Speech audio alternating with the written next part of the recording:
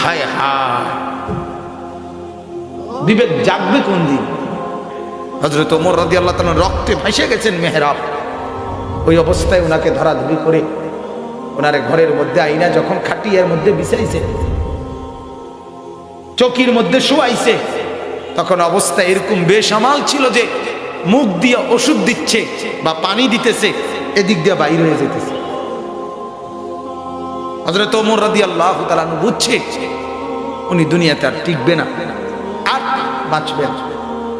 এখানে দুইটা ঘটনা হয়েছে তখন। একটা হলো যত লোক ওনাকে দেখতে আসছিল, একজনের পর একজন কানতে কানতে আবার দেখে দেখে বিদায় নিচ্ছে। হযরত ওমর তখন একেবারে বেহাল। এই অবস্থায় কিতাবে আছে এক যুবক হযরত ওমরকে দেখতে আসছিল।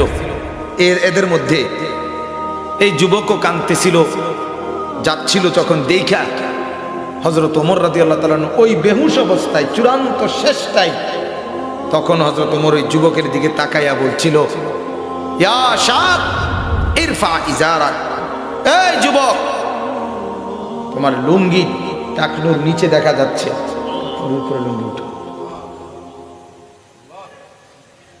যখন জীবন চলে যাচ্ছে তখন রাসূলুল্লাহ সাল্লাল্লাহু আলাইহি সাল্লামের সুন্নতের ইহানত হতে দিচ্ছে, তখনও দ্বীনের খেলাফ কোনো কাজ সহ্য করছে না।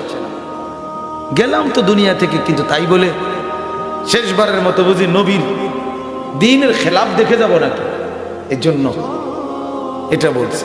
আর যখন উনি বুঝছেন চূড়ান্ত এখন আর টিকবে না, তখন উনি ওনার ছেলে আব্দুল্লাহ ইবনে ওমর রাদিয়াল্লাহু তাআলা আনহুমা, আব্দুল্লাহ ওমরের ছেলে, হযরত ওমর তাকে বললেন, বাবা তুমি আমাকে এই চৌকি থেকে নামায় দাও, চৌকি থেকে মাটিতে রাখো আমার শরীরটা, দা খাদ্দি আলাল আরদ, এই বাপ আমার গাল এই মাটির সাথে লাগাও, যেন মাটির সাথে পড়ে থাকা অবস্থায় আমার মালিকের একটু দয়া হয়, আমার মাওলা যেন আমারে মাফ করে দেয়।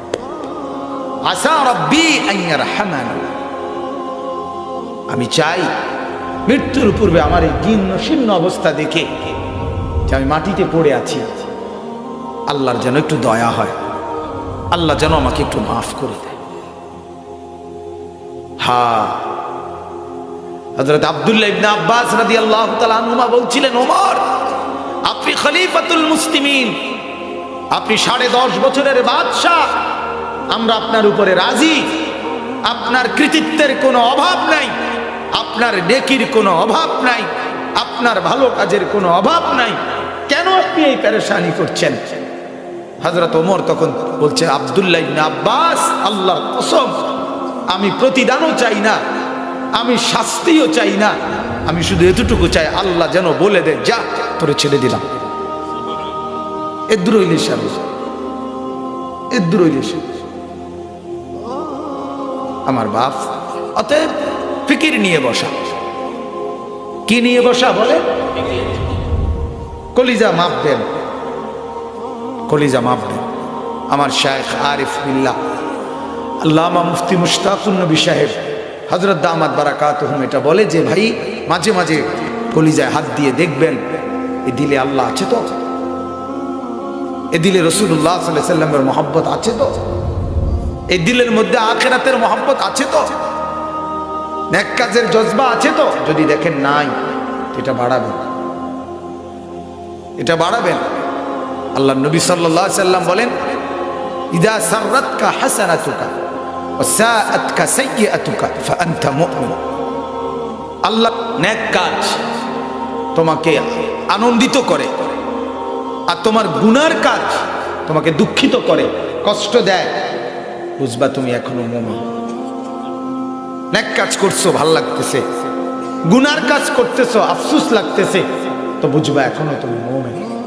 যেদিন দেখবে এটাও নাই, এটাও না, হাজারো মুসলমান, হাজারো যুবক গত 1 বছরে বলতে পারবে না কোনোদিন, এরকম লাখ লাখ যুবক আছে আমাদের মহল্লায়, গত 1 বছরে কোনোদিন ফজরের নামাজ একটা রাকাত সেজদা দেয় নাই, আছে না এমন? কিন্তু তার কলিজায় এটা নিয়ে এখন আফসোস নেই।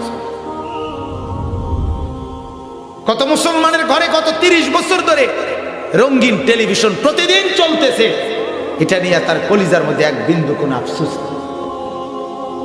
কত মুসলমান আছে গত 10 বছর ধরে বাজারে ব্যবসা করতেছে সুদের টাকায়, ধোকা দিয়ে, ওজনে কম দিয়ে, এটা নিয়ে তার চেহারার মধ্যে কোনো একটু বিব্রত অনুশোচনার কোনো চিহ্ন নাই।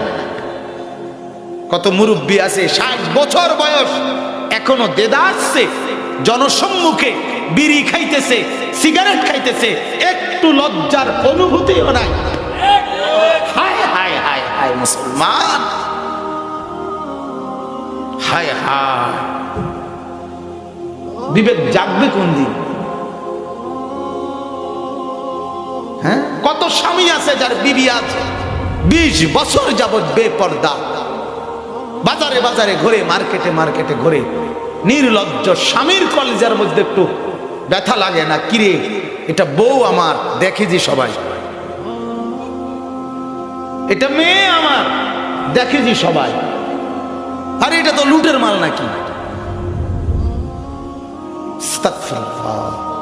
মুসলমান সব মনে রাখবেন, গুনার কথা বলার পর যদি কলিজাতে অনুভূতি না আসে, কলিজা মরে গেছে। ওয়ালা তাকুনু কাল্লাযীনা নাসুল্লাহ ফাআনসাহুম আনফুসাহুম। রব্বুল আলামিন বলেন, বান্দা আমাকে ভেবো ভুলো না বান্দা, আমি আল্লাহকে যদি বেশি ভুলে যাও, একদিন এমন হবে আমি আল্লাহ তোমার নিজেকেই তোমার থেকে ভুলিয়ে দেব। সেদিন আর তুমি যে মুসলমান এ কথাই আর মনে থাকবে না, সেদিন আর তুমি যে কবরে যাবা এটাই ভুলে যাবা। তোমার যে আখিরাত আছে, তোমার যে হাসরের মাঠ আছে, এটাই আর কোনোদিন মনে আসবে না। এমন শাস্তি দেব, এটা সবচেয়ে বড় শাস্তি। ফাআনসাহুম আনফুসাহুম। আমার হযরত বলে যে দুনিয়াতে মানুষ রাগ করতে গেলে বলে এমন পিডা পিডুম তোর বাপের নাম ভুলাই দেব, বলে কি না? এমন পিডা পিডুম তোর বাপের নাম ভুলে যাবি। তো আল্লাহ তাআলা বলে, নাফরমান আমাকে বলছো, সেজদা দিতে ভাল লাগে না? না, এমন শাস্তি দেব তুই তোর নিজের নাম ভুলে যাবি, তুই যে মুসলমান এটা ভুলে যাবি। একদিন তুই ভুলেই যাবি তুই যে মরবি, মরবি। নুওয়াল্লিহি মা তাওয়াল্লা ওয়া নুসলিহি জাহান্নাম। আমি তোর উল্টো পথেই, তোর নাফরমানির পথেই পথে তোরে আমি একদিন জাহান্নামে ফেলব। এজন্য আমি আপনাদের কাছে শুধু আমার বয়ানের জন্য, যেহেতু আমি মাগরিবের পরেই বসছি, আরো ওলামায়ে কেরাম কথা বলবেন, এই জন্য এই আশায় বলছি প্রত্যেকে ওলামায়ে কেরামের বয়ান কলিজার দরদ নিয়া, নিজের ফিকির নিয়া শুনবেন। বলেন ইনশাআল্লাহ, বলেন ইনশাআল্লাহ। জুম্মার নামাজের বয়ান পুরা 2 চোখ খোলা রাইখা ইমাম সাহেবের দিকে তাকায়া, খতিবের দিকে, তারপরে বয়ান শুনবেন।